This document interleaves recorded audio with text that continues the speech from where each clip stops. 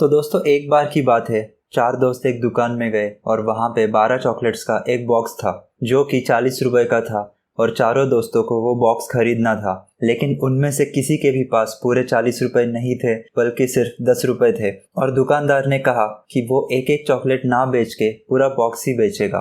तब उन चार दोस्तों ने अपने 10-10 रुपए इकट्ठे किए और दुकानदार को दे दिए और वो बॉक्स खरीद लिया। अब उन दोस्तों के कंट्रीब्यूशन के बेसिस पे हर एक जन को 3 चॉकलेट्स मिले। मान लीजिए कि वो चॉकलेट का बॉक्स एक म्यूचुअल फंड है और वो चार दोस्त उसके इन्वेस्टर्स हैं और वो 3-3 चॉकलेट्स जो उन दोस्तों को मिले वो उस म्यूचुअल फंड के यूनिट्स हैं। अब हमें अगर एक यूनिट की वैल्यू कैलकुलेट करनी होगी तो वो आती है 40 डिवाइडेड बाय 12 जो कि है 3.33 और अगर हम इसे नंबर ऑफ यूनिट से मल्टीप्लाई कर देंगे तो हमें मिलेगी हमारी इनिशियल इन्वेस्टमेंट जो कि है 10 रुपये। अब ये जो हमें एक यूनिट की वैल्यू कैलकुलेट करके निकाली थी उसे कहते हैं नेट एसेट वैल्यू यानी कि NAV। ये शब्द आपने कई बार सुना होगा। इसके बारे में हम कुछ देर में बात करेंगे। फिलहाल बात करते हैं म्यूचुअल फंड्स आखिर होते क्या हैं।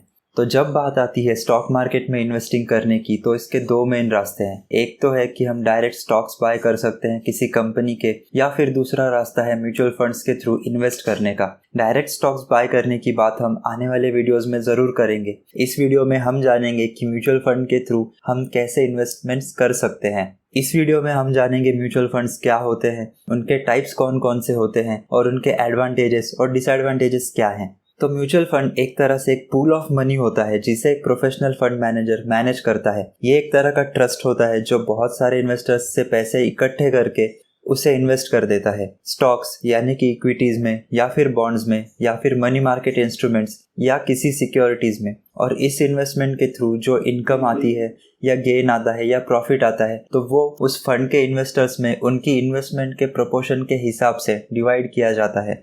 लेकिन ये प्रॉफिट इन्वेस्टर्स में बांटने से पहले उस म्यूचुअल फंड को चलाने में जो खर्चा आता है वो पहले से ही कट किया जाता है या डिडक्ट किया जाता है। उसके बाद ही प्रॉफिट को इन्वेस्टर्स में डिवाइड किया जाता है। दोस्तों आपने कभी AMC का नाम सुना होगा। तो ये AMC होती है एसेट मैनेजमेंट कंपनी जो कि म्यूचुअल फंड स्टार्ट करती है, उन्हें मैनेज भी करती है, उन्हें चलाती है और उनका प्रमोशन भी करती है। अब किसी AMC के अंडर समझो एक म्यूचुअल फंड है तो उसका एक फंड मैनेजर अपॉइंट किया जाता है और हर म्यूचुअल फंड स्कीम का एक इन्वेस्टमेंट ऑब्जेक्टिव या पर्पस होता है और फंड मैनेजर का काम होता है उस पर्पस को अचीव करना। इसके लिए उस फंड मैनेजर के साथ एक रिसर्च टीम भी होती है जो उसे मदद करती है उस पर्पस के अकॉर्डिंग उस म्यूचुअल फंड का पोर्टफोलियो बिल्ड करने में और उन पर्पस को अचीव करने में और बेस्ट में से बेस्ट इन्वेस्टमेंट ऑप्शन चूज करने में।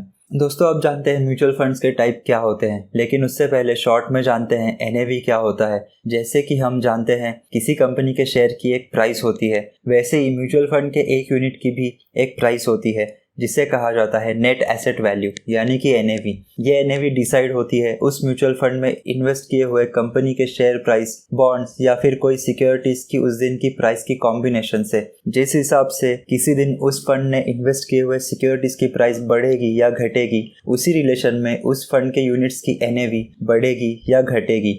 अब बात करते हैं म्यूचुअल फंड के टाइप्स के बारे में। दोस्तों वैसे तो म्यूचुअल फंड के दर्जनों टाइप्स है इंडिया में। अब उन सब के बारे में बात करेंगे तो ये वीडियो बहुत ही ज़्यादा लंबा हो जाएगा, तो इसलिए हमारे इस वीडियो का फोकस रहेगा types of mutual funds based on asset class. तो इस टाइप में 3 तरह के म्यूचुअल फंड्स आ जाते हैं। पहला है इक्विटी म्यूचुअल फंड्स, दूसरा है डेट म्यूचुअल फंड्स, तीसरा है हाइब्रिड म्यूचुअल फंड्स। पहले बात करते हैं इक्विटी म्यूचुअल फंड्स के बारे में। तो इक्विटी म्यूचुअल फंड्स में फर्स्ट टाइप आ जाता है लार्ज कैप म्यूचुअल फंड्स। तो large cap mutual funds invest करते हैं हमारे देश की टॉप 100 कंपनीज में, जैसे कि रिलायंस, TCS, इन्फोसिस एटसेट्रा। इसमें फंड मैनेजर को इन 100 कंपनीज में से ही बेस्ट कंपनीज चूज करनी होती है इन्वेस्टमेंट के लिए। अगला टाइप है मिड कैप म्यूचुअल फंड्स।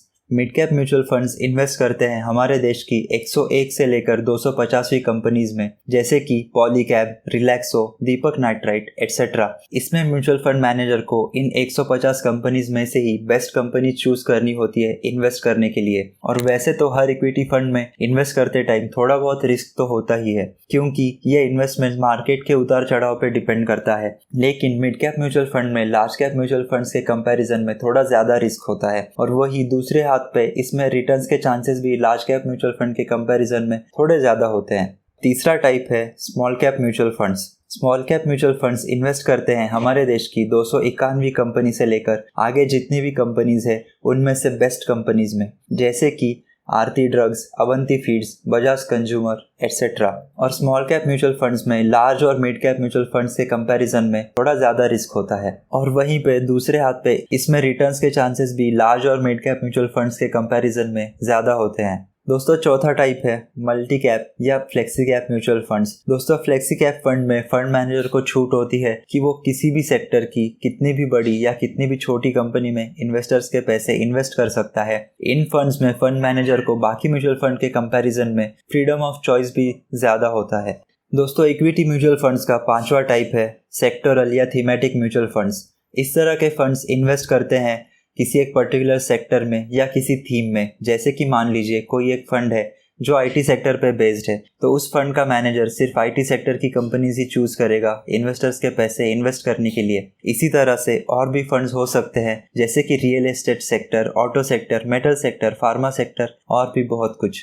दोस्तों अब बात करते हैं डेट म्यूचुअल फंड्स के बारे में। दोस्तों डेट म्यूचुअल फंड्स इन्वेस्ट करते हैं फिक्स्ड इनकम इंस्ट्रूमेंट्स में, जैसे कि कॉर्पोरेट या गवर्नमेंट बॉन्ड्स, कॉर्पोरेट सिक्योरिटीज या फिर मनी मार्केट इंस्ट्रूमेंट्स, जो कि कैपिटल एप्रिसिएशन भी प्रोवाइड करती हैं। और इसमें कोई हैरानी की बात नहीं है कि इन फंड्स में risk factor equity mutual funds के कंपैरिजन में काफी कम होता है, क्योंकि वो कम वोलाटाइल होते हैं। लेकिन वहीं पर रिटर्न्स भी इक्विटी म्यूचुअल फंड्स के मुकाबले कम होते हैं। डेट म्यूचुअल फंड के कुछ टाइप्स है liquid funds, guild funds, corporate bond funds, short duration funds, medium duration funds, long duration funds और भी कई सारे, जिनके ऊपर हम एक सेपरेट वीडियो में बात करेंगे। अब आ जाते हैं हाइब्रिड म्यूचुअल फंड्स पे।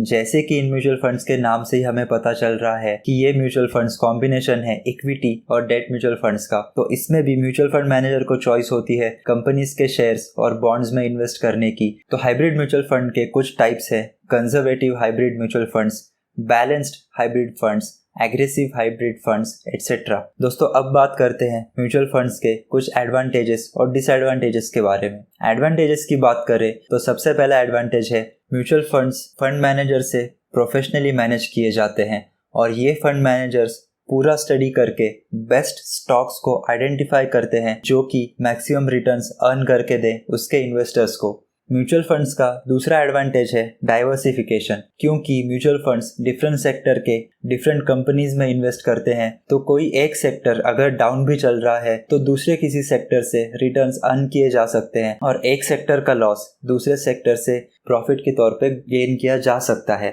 तीसरा इंपॉर्टेंट एडवांटेज जो म्यूचुअल फंड्स का है वो है लिक्विडिटी। हम कभी भी अपनी इन्वेस्टमेंट सेल करके पैसे विड्रॉ कर सकते हैं या फिर कभी भी उस म्यूचुअल फंड को बाय कर सकते हैं बहुत ही आसानी से। इसमें सिर्फ एक ही एक्सेप्शन है कि आपके म्यूचुअल फंड का कोई लॉक इन पीरियड नहीं होना चाहिए। और चौथा एडवांटेज इसका है वो है अफोर्डेबिलिटी। म्यूचुअल फंड्स में हम 500 रुपए से भी इन्वेस्टमेंट स्टार्ट कर सकते हैं। हमारे बजट के हिसाब से हम SIP या लमसम फॉर्म में इन्वेस्ट कर सकते हैं। कभी कभी ऐसा होता है कि हमें कोई एक कंपनी का स्टॉक बाय करना होता है, लेकिन वो एक स्टॉक खरीदना भी हमारे बजट से बाहर होता है, लेकिन हम किसी ऐसे म्यूचुअल फंड में इन्वेस्ट कर सकते हैं जो उस पर्टिकुलर स्टॉक में इन्वेस्ट करता हो। इस तरह से हम इनडायरेक्टली भी उस कंपनी के स्टॉक में इन्वेस्ट कर सकते हैं। अब म्यूचुअल फंड के कुछ डिसएडवांटेजेस देख लेते हैं। इसका फर्स्ट डिसएडवांटेज है फ्लक्चुएटिंग रिटर्न्स। जैसे जैसे मार्केट बिहेव करेगा वैसे ही हमारे रिटर्न्स भी अफेक्ट होंगे, इसलिए म्यूचुअल फंड्स में इन्वेस्ट करने से पहले हमें उस फंड का रिस्क प्रोफाइल भी चेक कर लेना चाहिए। दूसरा इसका डिसएडवांटेज है लॉक इन पीरियड। जैसे कि हमने बात की थी कुछ म्यूचुअल फंड्स जैसे कि ELSS म्यूचुअल फंड्स में 3 साल का लॉक इन पीरियड होता है, तो उस केस में हमें इमरजेंसी हुई भी तो भी हम म्यूचुअल फंड्स के यूनिट सेल करके पैसे विड्रॉ नहीं कर सकते अगर वो यूनिट्स लॉक्ड इन है तो दोस्तों आज की वीडियो में हमने देखा म्यूचुअल फंड्स क्या होते हैं, उनके कौन से टाइप्स है और उनके एडवांटेजेस और डिसएडवांटेजेस क्या हैं। म्यूचुअल फंड्स एक बहुत ही आसान और इम्पोर्टेंट जरिया है वेल्थ क्रिएशन का, अगर हम डिसिप्लिन के साथ गोल्स को माइंड में रखते हुए उनमें इन्वेस्ट करें तो मैं उम्मीद करता हूँ आप भी अपने लिए सही म्यूचुअल फंड्स चूज करके उसमें इन्वेस्ट करना स्टार्ट जरूर करोगे और अपने लिए वेल्थ क्रिएट करके अपना फाइनेंशियल फ्रीडम भी जरूर अचीव करोगे। अगर आपको आज का ये वीडियो पसंद आया होगा तो लाइक बटन को जरूर प्रेस कर दीजिए। वीडियो से रिलेटेड कोई बात अगर आपको अच्छी लगी होगी तो कमेंट करके ज़रूर बताइए और अपने दोस्तों और फैमिली के साथ इस वीडियो को शेयर ज़रूर कीजिए और चैनल पे नए हो तो सब्सक्राइब करके बेल आइकॉन का ज़रूर प्रेस कर दीजिए, ताकि जैसे ही कोई नई वीडियो चैनल पे अपलोड होगी आपको तुरंत ही नोटिफिकेशन आ जाएगा। तो मैं मिलूंगा आपसे ऐसे इन्फॉर्मेटिव वीडियो में, तब तक के लिए goodbye and take care.